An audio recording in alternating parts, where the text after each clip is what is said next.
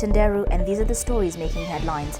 We start our bulletin today with matters Nyeri, where Nyeri women have been trending following reports that a woman bobbited her husband. There was uproar in the National Assembly after legislators demanded Tigania East MP Mpuru Aburi apologize for remarks he made on the incident. Aburi had castigated the act, saying that women should look for other ways of expressing their dissatisfaction with their husband's inability to provide for their families. Shinyalu MP Sylvester Samula then demanded the temporary Speaker Tom Kajwang rule him out of order. But the Tigania East MP stood his ground, citing that his remarks were not unparliamentary. Akiingia kwa nyumba anakuwa simba, hata kuongea hata kuinuka uwezo kainuka. Tukiwa wanaume tunasema kwamba ile kitendo natendeka Nyeri kwa Wakikuyu sio mzuri. Ni kitendo kibaya sana kung'oa wanaume. Unang'oa mali ya wanaume na mali ndio inakufurahisha mama, ni mbaya sana. Nimesema kwamba wana speaker, mimi naunga mkono, lakini hiyo mambo kung'oa vitu za wanaume sitaki. Is that the converse of FGM? Members of Parliament from Nandi want Agriculture Cabinet Secretary Felix Kosgei reinstated following the DPP's decision not to charge him with corruption.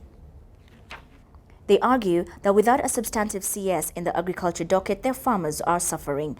Nandi Hills MP Alfred Keter also says service delivery to Kenyans will suffer if the Cabinet Secretaries holding brief for their suspended colleagues are not relieved soon. Being members of Parliament, respecting the law, we expect that members of the cabinet and any other public officer who had been forced to step aside on the basis of allegations of their names being within the EACC list, that once cleared, they should be able to resume their duties. We particularly come from the agricultural region in this country. We are aware, or Kenyans are aware, of the challenges that farmers and the sector is facing in this country. We know partly some of those challenges are contributed by the fact that we do not have a substantive minister within the docket of agriculture. And we are aware that the Cabinet Secretary in charge of Agriculture, Felix Kosgei, is one of the ministers who have been cleared. And we therefore urge the National Executive, the President, that Honorable Felix Kosgei, the Minister for Agriculture, is allowed to resume his duties so that he can help the President and this country in addressing a number of the challenges facing farmers in this country. First Lady Margaret Kenyatta has told West Pokot elders to play an active role in the eradication of retrogressive traditions like cattle rustling and female genital mutilation. The First Lady says elders have the ability to influence the whole community to discard outdated practices if they perform their roles effectively as decision makers. She spoke at Kapenguria Administration Police Camp grounds, where she handed over the 29th Beyond Zero mobile clinic to county leaders. And now we take a look at news from the business desk, where President Uhuru Kenyatta met with a delegation of more than 50 business executives from France who are in Kenya in search of business opportunities. The representatives of Airbus Helicopters, among others, were led by the Minister of State for Foreign Trade of France, Mr. Matthias Fekl, to meet the President at State House, Nairobi. At the meet, the President also witnessed the signing of agreements between Kenya and the Government of France on the financing of several development projects. This visit in itself is symbolic of that partnership and the desire of both countries to further strengthen and deepen that partnership. I think the most important thing for me is that it is a partnership of mutual benefit, and I think this really emphasizes the new kind of international partnerships that we are looking at.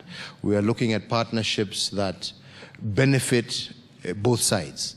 We want a partnership where French companies or other international companies see Kenya as a land of opportunity, as a land where they can make the most out of the capital that they employ or deploy in our country. But at the same time, we want those partners to have a clear understanding that we as a country also seek to benefit from that partnership. Barclays Africa Bank will now offer a general and life insurance policy after acquiring a 63.3% stake from the First Assurance Limited. Barclays Kenya MD Jeremy Aburi says First Assurance will benefit from the acquisition as Barclays brings on board a high number of customers, a vast distribution network, and the technical support needed by the company to sell its products. He says Barclays Africa Bank, on the other hand, is set to benefit from the insurance company's insurance infrastructure and the experienced workforce. Personally been very keen to see our bank assurance business grow and see the execution of this as part of our strategic plan. I talked about this in 2013 when I came in as CEO. I said there were a few key pillars that we needed to get into our strategy, and those were setting up a distinct SME business banking proposition, which we've done. The second one was setting up a dedicated investment banking business, which we've done. And you've seen we've won some of the mandates for the government of Kenya, as well as the most recent East Africa Breweries bond. And then the third pillar was really around growing our bank assurance business and participating in this space. So this really marks the culmination of the execution of our strategy, not just in Kenya, but across Africa.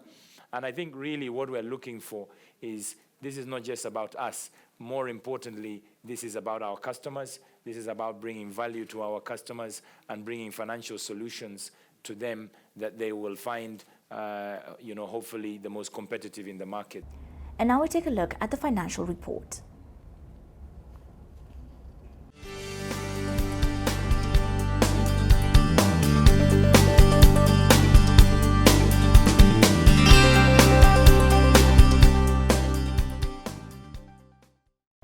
Welcome back, and now we take a look at the sports news where National Rugby 15's captain Brian Nyakuli says he is confident Kenya can chalk an away win in Zimbabwe during their Africa Cup opener in Harare on Saturday.